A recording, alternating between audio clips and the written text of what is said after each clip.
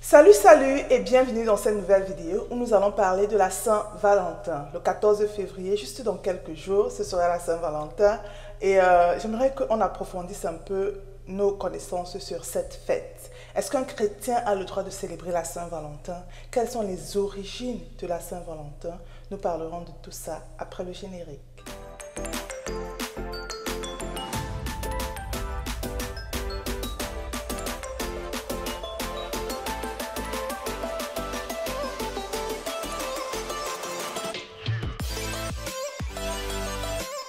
Bienvenue dans cette nouvelle vidéo. Si c'est la toute première fois que tu vois ma tête, bienvenue. Mon nom est Cathy Pomi. Ici, nous parlons de Jésus-Christ, de la Vierge Marie, des anges, des saints, de l'Église catholique. Si ce sont des sujets qui t'intéressent, alors n'hésite pas à t'abonner.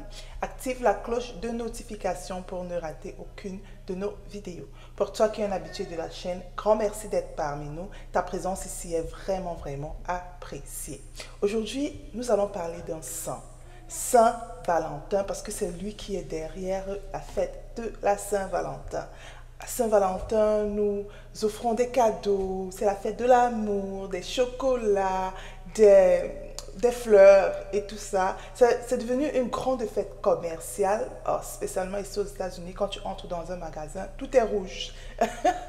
Tout est rouge, il y a des chocolats, il y a tellement d'articles qui sont vendus par rapport à cette fête. C'est juste incroyable comment cette fête est commercialisée ici. D'ailleurs, un reportage a dit qu'ici aux États-Unis, c'est une fête qui rapporte environ 27 milliards de dollars pendant la Saint-Valentin. Parce que ça se vend mais de manière juste exponentielle. J'ai dû acheter pour mes enfants, parce que mes enfants sont en classe de primaire, et la maîtresse demande des cadeaux pour tous les élèves de la classe. Dans la classe de mon fils et de ma fille. Donc, du coup, on achète, ça s'achète. Parce que chaque enfant, ils doivent s'échanger les cadeaux et tout, des trucs comme ça. Donc, c'est une fête extrêmement commercialisée. Mais qui est derrière cette fête?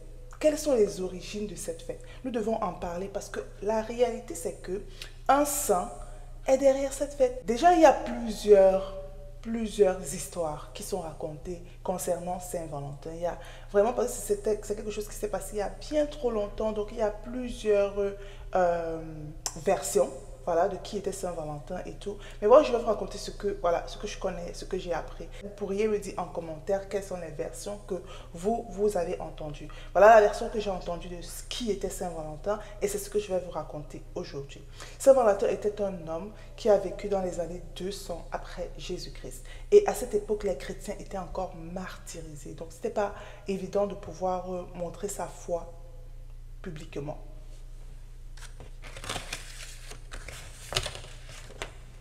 There we go. Donc, ce n'était pas évident de montrer sa foi de manière publique, d'exprimer sa foi publiquement, vous voyez. Donc, c'était à cette époque-là que Valentin vivait. Il était un prêtre catholique qui vivait au moment de l'empereur Claudio. Et à cette époque, il y avait très peu de jeunes qui étaient dans l'armée. Donc, l'empereur avait interdit aux jeunes de se marier parce qu'il voulait que, voilà, il y ait plus de jeunes gens dans l'armée romain, parce que c'était à Rome, il vivait à Rome. Donc, il y avait plusieurs personnes, les jeunes, qui refusaient d'entrer dans l'armée. Et la raison, c'est qu'ils ne voulaient pas aller dans l'armée, ils ne voulaient pas laisser leurs femmes, leurs enfants pour aller combattre, quoi. Donc, à ce moment-là, donc, l'empereur a interdit le mariage des jeunes gens, des jeunes hommes et tout. Donc, ça se respectait dans le pays, sauf que Valentin, il dit que non, il ne peut pas lui refuser le sacrement de mariage à deux personnes qui s'aiment, vous voyez. Donc, il continuait à bénir les mariages en secret. Donc, les gens venaient, il n'y avait que l'homme, la femme qui venaient, et en secret, Saint-Valentin donnait la bénédiction du mariage. Et donc, c'est allé dans les oreilles de l'empereur, il a eu vent de ça, qu'il y a quelqu'un qui est en train de désobéir ses ordres. Il a ordonné d'arrêter Valentin et de le jeter en prison. Quand Valentin entre en prison, il devient très ami avec le geôlier de la prison. Le geôlier de la prison, c'était un païen qui ne croyait pas en Dieu, mais il regarde la vie de Valentin et il est impressionné en fait par la vie de Valentin. Et c'est comme ça qu'il demande à Valentin s'il peut faire venir sa fille qui était aveugle pour que Valentin puisse lui apprendre la Bible, lui montrer en fait les chemins de Dieu, quoi, vous voyez. Et donc Valentin accepte. Et c'est comme ça que la fille du geôlier commence à aller en prison. Et chaque jour, ils apprennent la Bible, Jésus-Christ et tout ça là avec Valentin. Et c'est comme ça qu'un jour, ils étaient en train d'étudier la Bible. Ils ont commencé à prier ensemble et le Seigneur a restauré sa vue. Elle a commencé à voir. Mais elle continue à venir pour apprendre la Bible avec Valentin et ils sont comme ça tombés amoureux. Je rappelle qu'à cette époque-là, c'était dans les années 200, au 3e siècle après Jésus-Christ. À cette époque, les prêtres pouvaient tomber amoureux. À cette époque-là, les prêtres ont commencé, enfin, il a été interdit auprès dans les années 1000 de pouvoir avoir une famille et des enfants, de consacrer leur vie entièrement à Christ, right? Mais à cette époque, les prêtres pouvaient se marier. D'ailleurs, notre tout premier pape était un homme marié, qui était Saint-Pierre, c'était un homme marié. Donc à l'époque, c'était tout à fait normal pour un prêtre de tomber amoureux et de se marier. Donc à l'époque, Valentin, qui était en prison, est tombé amoureux de la fille du geôlier. Et elle continue à venir pour ses séances de prière. Ils ont commencé à causer un peu plus profondément et tout. Et puis est arrivé son moment où il devait être exécuté. Et unfortunately, l'empereur avait demandé qu'il n'y a plus de visite, plus aucune visite, donc la fille ne pouvait même plus venir. Et donc, comme il ne pouvait plus voir la fille, il a écrit une lettre à la fille, lui disant de rester toujours connecté à Christ, comment il l'aime, et tout. Dans la lettre, il a écrit et puis il a signé « Ton Valentin ». Je pense que c'est là où toutes les cartes de vœux sont sorties avec « Ton Valentin » et tout ça et tout ça. En tout cas, c'était cette première lettre-là qu'il a envoyée à la fille du geôlier qui continue, quoi. Cette légende-là continue jusqu'à aujourd'hui. Malheureusement, Valentin a été tué. Il a été martyrisé comme ça là pour l'amour. Donc aujourd'hui, Saint Valentin est vraiment le saint patron de l'amour, des couples. Est-ce qu'un chrétien doit célébrer? Bien évidemment, un chrétien doit célébrer la Saint-Valentin. Maintenant, célébrons la Saint-Valentin avec cette idée que quelqu'un a vraiment été martyrisé pour l'amour, vous voyez. Donc, ayons toujours à l'idée ce saint-là, pensons à ce saint, prions avec lui, vous voyez. Si nous avons des problèmes dans notre couple, si nous avons du mal à trouver l'âme sœur, nous pouvons demander l'intercession de Saint Valentin. Parce que c'est vraiment, c'est un saint, c'est pas que... Aujourd'hui, on dit Saint Valentin, c'est comme si c'est juste le nom comme ça. Non, mais c'est un saint que nous célébrons. Dans l'Église catholique, nous célébrons un saint chaque jour. Donc, le 14 février, c'est la fête de Saint Valentin. C'est un vrai saint. Ce n'est pas seulement qu'on dit Saint Valentin, c'est comme ça. Non, c'est un vrai saint. Donc, demandons l'intercession de Saint Valentin si nous avons des problèmes à trouver de l'amour, à trouver l'âme sœur. Nous avons un problème à pouvoir se marier. Si nous avons même des problèmes de couple, il est le saint patron de l'amour. Donc, n'hésitons pas à demander son intercession. Vous voyez. Et oui, un chrétien doit célébrer même la Saint-Valentin. Un chrétien doit célébrer l'amour. Mais nous ne nous limitons pas seulement à célébrer l'amour. Ce 14 février, célébrons l'amour chaque jour. Parce que c'est ça, en tant que chrétien, nous devons pouvoir donner de l'amour chaque jour. Chaque jour, vous voyez. Donc, oui, vous voyez que Saint-Valentin est mort parce qu'il voulait donner le sacrement de mariage.